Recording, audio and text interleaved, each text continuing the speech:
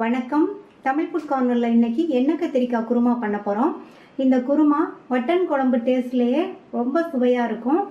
சாதத்துக்கு விட்டு சாப்பிட்டுக்கலாம். அது தவிர இட்லி, தோசை, சப்பாத்திக்கும் தொட்டு சாப்பிட்றதுக்கும் ரொம்ப நல்லாயிருக்கும். நீங்கள் ட்ரை பண்ணி பாருங்கள். எப்படி பண்ணுறதுன்னு பார்க்கலாம்.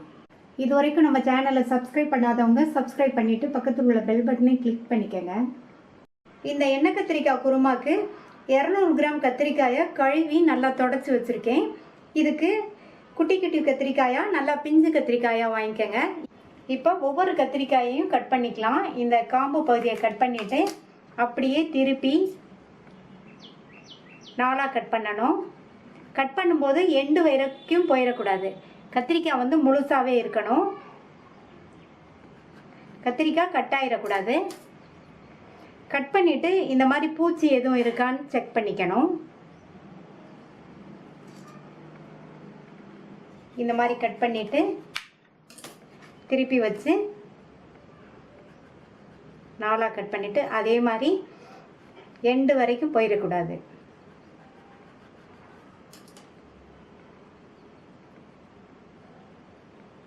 ஃபஸ்ட்டு இந்த குருமாவுக்கு ஒரு மசால் வறுத்து அரைக்கணும். அதுக்கு இந்த கடாயில் 2 டீஸ்பூன் எண்ணெய் சேர்த்துட்டு எண்ணெய் சூடானதும் இதில் 3/4 டீஸ்பூன் சோம்பு, 5-6 பூண்டு, 1/2 இன்ச் அளவுள்ள இஞ்சி, 1 டீஸ்பூன் கசகசா. கசகசாக்கு பதில் நீங்கள் 4-5 முந்திரி பருப்பு இருந்தாலும் சேர்த்துக்கோங்க. அடுத்து 5-6 சின்ன வெங்காயத்தை சேர்த்து வதக்கிக்கலாம்.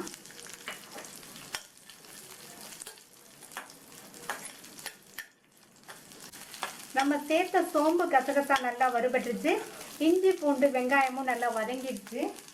இது கூட 3 டேபிள் ஸ்பூன் தேங்காய் துருவல் சேர்த்துக்கலாம். இந்த தேங்காய் துருவலும் நல்லா வதக்கணும். அதனுடைய கலர் வந்து லைட்டாக மாறி வரணும். அது வரைக்கும் வதக்கிக்கலாம். தேங்காய் துருவலும் நல்லா வதங்கி அதனுடைய கலர் லைட்டாக மாறி இருக்கு. இது நல்லா ஆறுனதுக்கப்புறமா மிக்சி ஜாரில் சேர்த்துக்கலாம். இதில் 1/4 கப் போல் தண்ணி சேர்த்து நல்லா நைஸாக அரைச்சிக்கலாம். இந்த கடாயில் 1 டேபிள் ஸ்பூன் எண்ணெய் சேர்த்து சூடாயிடுச்சு. இதில் கட் பண்ணி வச்ச கத்திரிக்காயை சேர்த்து வதக்கிக்கலாம்.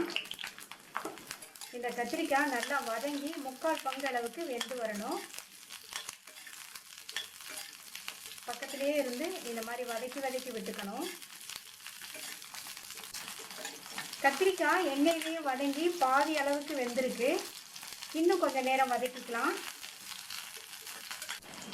எண்ணெயிலேயே வதங்கி 3/4 பங்கு அளவுக்கு வெந்துருச்சு. இந்த அளவுக்கு வதக்கிக்கணும். இப்போ இதை தனியாக எடுத்து வச்சுட்டு கத்திரிக்காய் வதக்குனதுக்கப்புறமா அதில் மீதி கொஞ்சம் எண்ணெய் இருக்குது. அது கூட 3/4 டேபிள் ஸ்பூன் எண்ணெய் சேர்த்துக்கலாம். எண்ணெய் சூடாயிடுச்சு. அதில் 1/2 டீஸ்பூன் சோம்பு, 2 ஏலக்காய், 1 பிரிஞ்சி இலை, 2 கிராம்பு, கூடவே ஒரு சின்ன பீஸ் பட்டையும் சேர்த்துக்கலாம். இதை நல்லா எண்ணெயிலேயே பொரிய விட்டுட்டு எல்லாமே பொரிஞ்சு நல்லா வாசனை வந்துருச்சு. 10 சின்ன வெங்காயத்தை 2-2ஆக கட் பண்ணி வச்சுருக்கேன். அதை சேர்த்துட்டு இந்த வெங்காயத்தை லேசாக வதக்கிக்கணும். வதக்கிட்டு இருக்கும்போதே கொஞ்சம் கருவேப்பிலையும் சேர்த்து வதக்கிக்கங்க.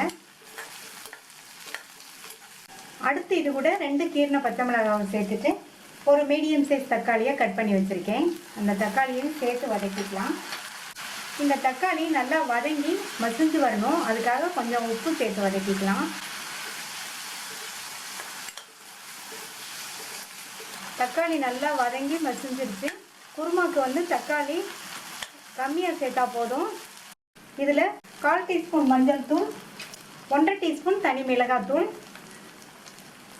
3 டீஸ்பூன் கொத்தமல்லி தூள். இந்த கிரேவிக்கு தேவையான அளவு உப்பு சேர்த்துக்கலாம். தக்காளி வதங்கும் போது கொஞ்சம் சேர்த்தோம். அதை ஞாபகத்தில் வச்சுட்டு சேர்த்துக்கணும். இதில் கொஞ்சமாக ஒரு 1/4 கப் போல் தண்ணி சேர்த்து இதனுடைய பச்சை வாசனை போக வரைக்கும் வதங்கட்டும்.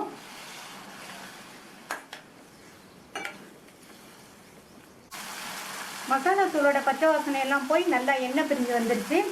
எண்ணெயில் வதக்கி வச்ச கத்திரிக்காயை இதில் சேர்த்துட்டு நல்லா ஒரு பரட்டி விட்டுடலாம். இந்த மசாலாலேயே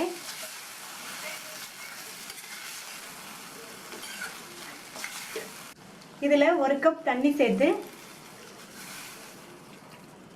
நல்லா ஒரு தடவை கலந்து விட்டுட்டு 2 நிமிஷத்துக்கு இந்த கத்திரிக்காய் இந்த மசாலாவோடு சேர்ந்து வேகட்டும். மசாலாவோட சேர்ந்து 2 நிமிஷமாக கத்திரிக்காய் நல்லா கொதித்து வெந்துருச்சு. இப்போ நம்ம அரைச்ச அந்த விழுதை சேர்த்துக்கலாம். மிக்ஸி ஜாரை கழுவி 1/2 கப் தண்ணி சேர்த்துருக்கேன். உங்களுக்கு எந்த திக்னஸ்க்கு கிரேவி வேணுமோ அதுக்கு தகுந்தபடி தண்ணி சேர்த்துக்கோங்க. நல்லா கலந்து விட்டுறலாம். இது ஒரு 2-3 நிமிஷத்துக்கு நல்லா கொதித்து கத்திரிக்காய் நல்லா ஃபுல்லாக வெந்து வரட்டும். மூடி வச்சிடலாம். 2-3 நிமிஷம் ஆச்சு. நம்ம சேர்த்த விழுதோட எல்லாம் நல்லா ஒன்று சேர்ந்து கொதிச்சு கத்திரிக்காயும் நல்லா ஃபுல்லாக வெந்துருச்சு. நல்லா கமகமன் வாசனையோட எண்ணெய் கத்திரிக்காய் குருமா ரெடி ஆயிடுச்சு. இதில் கடைசியாக கொத்தமல்லி தழை தூவிட்டு நல்லா ஒரு தடவை மிக்ஸ் பண்ணி விட்டுட்டு ஸ்டவ் ஆஃப் பண்ணிடலாம். இந்த டேஸ்டான வாசனையான எண்ணெய் கத்திரிக்காய் குருமாவை ட்ரை பண்ணி பார்த்துட்டு உங்கள் கமெண்ட்ஸை சொல்லுங்கள். தேங்க்யூ.